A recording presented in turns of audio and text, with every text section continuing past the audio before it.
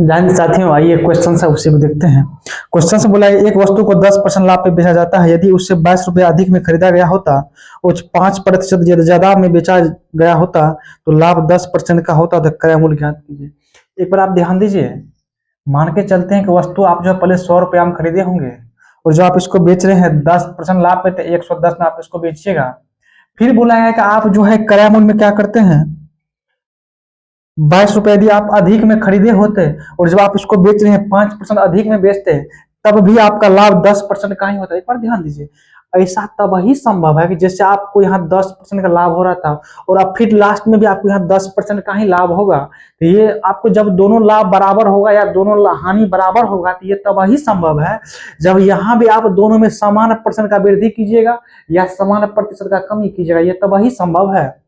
कहने का मतलब है कि आप जो है यहाँ पे 5% का क्या कर रहे थे, 22 रुपया जो है अधिक में खरीद रहे थे और 5% अधिक में बेच रहे थे। वही 5% का जो वैल्यू आपका है ना, ये दोनों वैल्यू आपका ये बराबर होगा।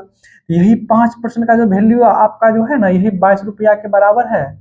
वो क्रय मूल्य तो 100% होता है, मान निकाल देंगे। इसका ये क्या गुना हो रहा है, तो कहिएगा इसका ये 20 गुना हो रहा है। तो यहाँ पे आप 20 गुना आसानी से कर दीजिए।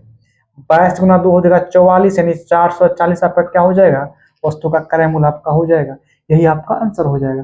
कहने का मेन बात इसमें यह था कि यहाँ अगर आपको जितना परसेंट का लाभ हो रहा था, आप क्रय मूल्य में भी कुछ कमी कीजिएगा, विक्रय मूल्य में भी कुछ कमी कीजिएगा और फिर भी लाभ आपको पहले जैसा ही होगा। तो ये तब वही संभव है कि जब यहाँ दोनों में समान परसेंट का कमी होगा या दोनों में समान परसेंट का वृद्धि होगा।